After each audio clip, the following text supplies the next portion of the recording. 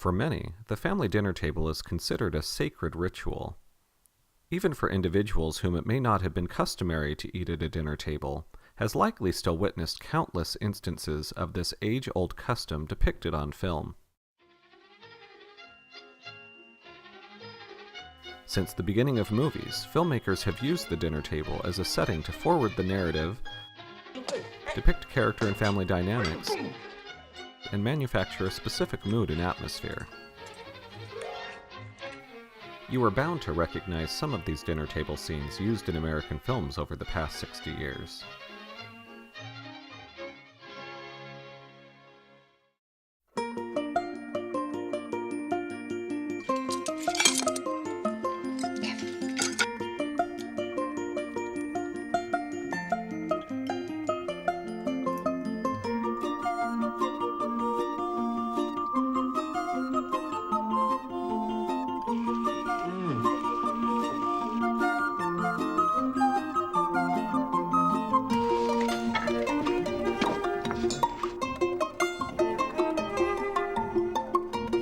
Anyway, you know what reminds me of? I need this knife. I'm gonna take this, it's okay? Okay, yeah, Just need it for bring a it while. back.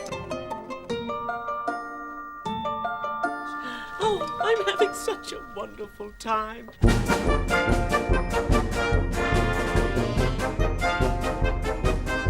I don't want no potato. You know mashed potatoes give me gas.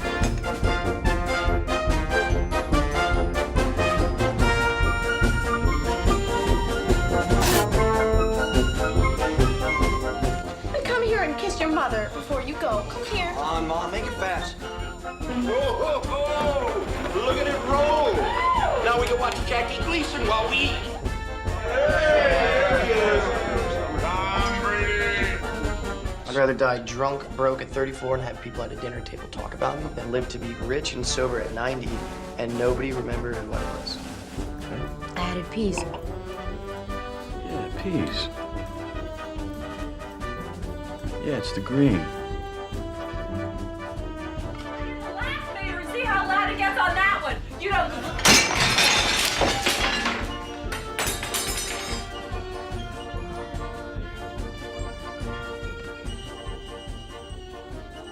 Don't interrupt me, honey.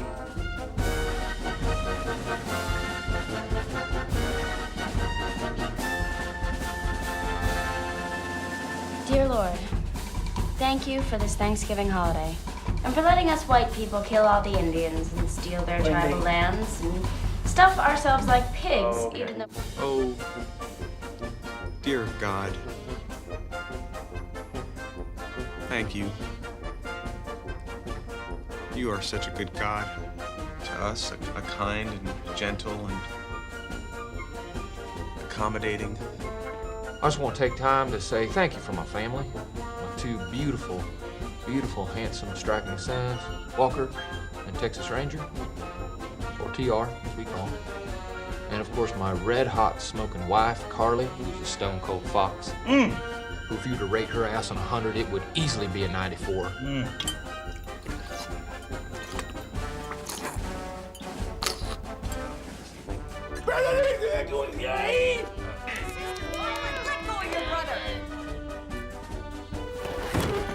So if there's anything that you want to talk about, any kind of secrets, now's the time to put it on the table, okay? I said the Lord's name in vain at school. I went to the petting zoo and I let the goat lick my penis. I touched myself to Drew Carey on The Price is Right.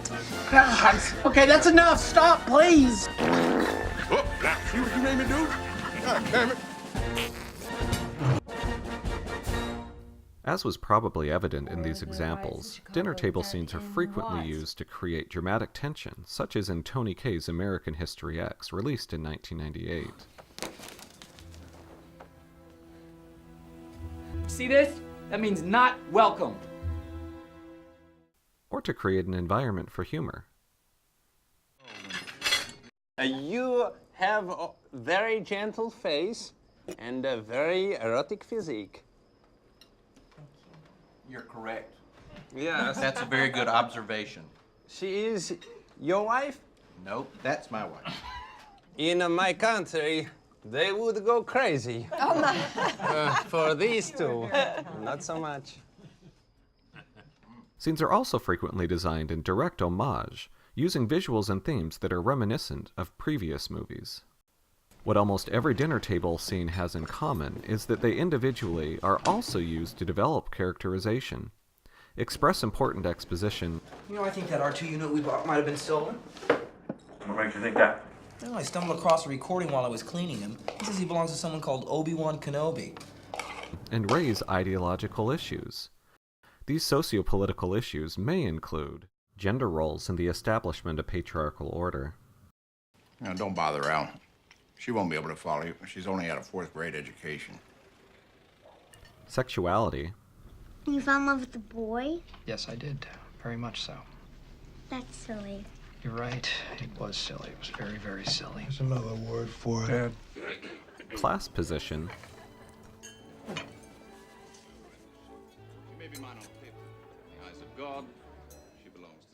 Race and ethnicity. What's with the white kid? That's Simon. He's my boyfriend. Your boyfriend? Yep. You didn't tell me he was white. Yes, I did. When? I told you back at the home. I thought you was kidding. Or even a combination of all of them. Do you have a preference about the child's race? Julie. Well, I just mean the gay thing. One of the contributing factors to being gay may very well be the environment. Well, I mean, look at my drapes, right? Aren't they horrible?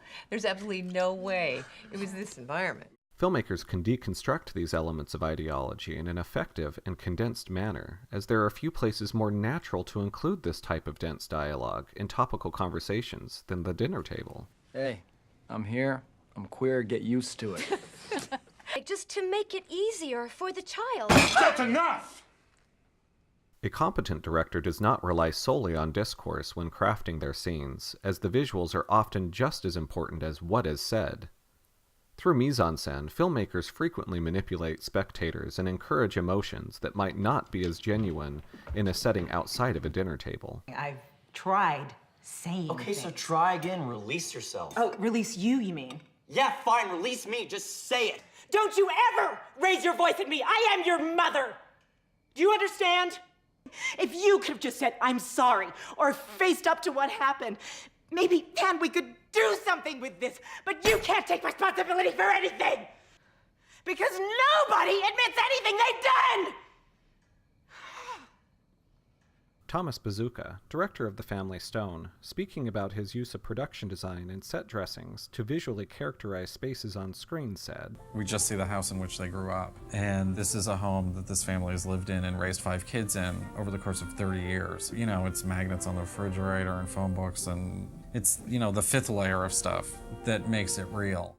These meticulously designed choices within the mise-en-scene include camera framing as well as movement, manufactured lighting on, or sometimes behind the actors, costumes and makeup, and calculated use of set design and props. You know, what goes here, and we mull over everything. It's not thrown in there, although we'd like it to look like that. Dinner table scenes in American suburban settings especially emphasize these ideological, political, and diversity issues, each revolving around the establishment of patriarchal order, or the lack thereof when a father figure is visibly absent. What did I do to How could you? you bring him to my father's table? How could you go from dad to that? Aren't you ashamed? I'm ashamed that you came out of my body. A formal analysis of 2 dinner table scenes from Steven Spielberg's E.T. the Extra-Terrestrial illustrates how filmmakers often manipulate spectators through the implementation of issue-laden dialogue and proficient use of mise-en-scene. A common trend involving dinner table scenes is depicting the same dining space multiple times throughout a movie, with E.T. also being an example. This allows filmmakers to depict these spaces in contrast to previous scenes, revealing changes to the environment and in characterization over the course of a movie. The first scene opens with an establishing shot of a typical suburban home.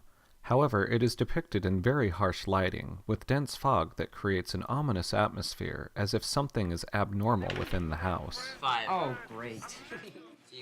A motif of fog, steam, and smoke is used throughout the film and continues into the house. Each element adds a supernatural aesthetic, but is also representative of being isolated, lost, and forgotten. The true focus of the scene is not what is happening at the table, but actually what is happening outside of it. Don't worry about it, Mike. I got resurrection. I'll bring you back. Through the smoke, in the exact center of the screen, is Elliot, who, although is visibly speaking, is purposely rendered mute on the soundtrack. Huh? Well, I'm ready to, now to play. I'm ready to play now, you guys. We're in the middle, Elliot. Can't you join any universe in the middle? Elliot is depicted as an outsider who desires attention and inclusion, but never truly finds it. Something is abnormal within the home and family, the least of which being the teen's lack of adult supervision. It is not until the film's main dinner table scene that audiences receive confirmation of what is really wrong. When the audience is again introduced to the dinner table location, it is almost unrecognizable. The room has a calm and much more comfortable feeling compared to the environment depicted earlier, and the smoke motif is notably no longer visible. This arguably shows that Elliot's family provides him the inclusion he so desperately needs.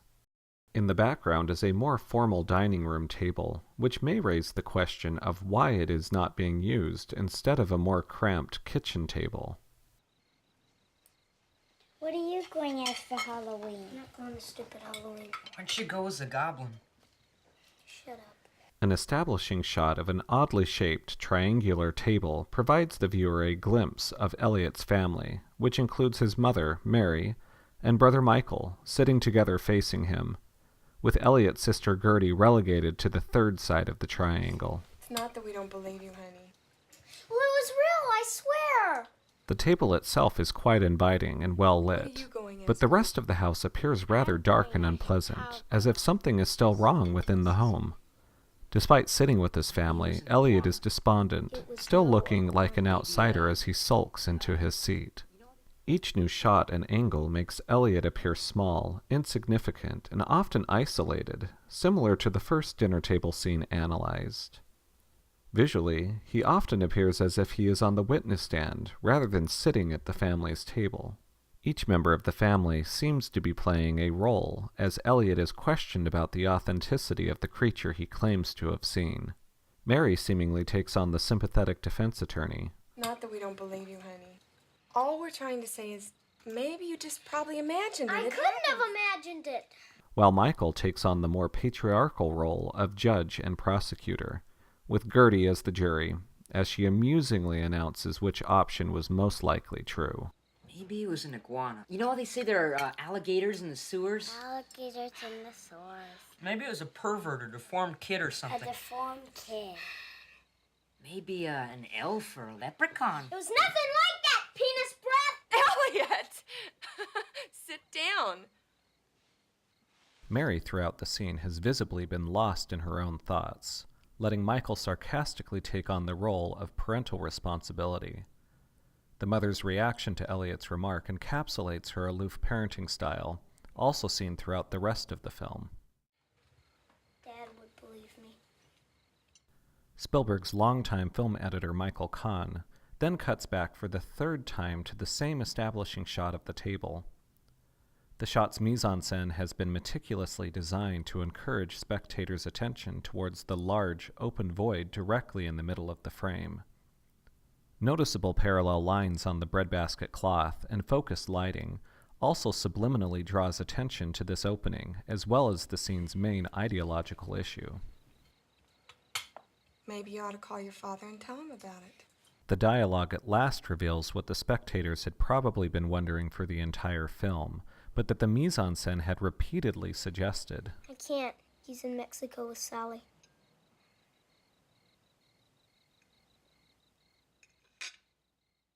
A visual and thematic puzzle piece missing in the film was not only the lack of a father or patriarchal figure, but also a present or concerned authority figure in general.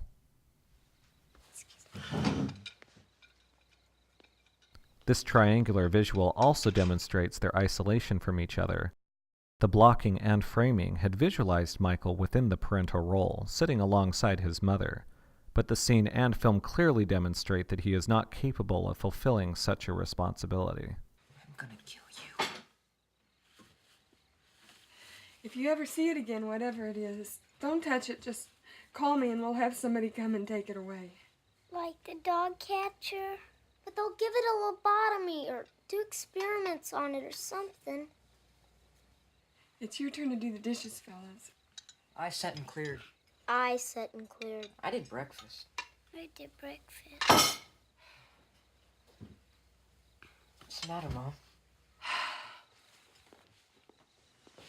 He hates Mexico. Damn it, why don't you grow up? Think how other people feel for a change. Like slamming down a judge's gavel, Michael, perhaps hypocritically, passes judgment on Elliot, despite his own insensitive dinner conversation.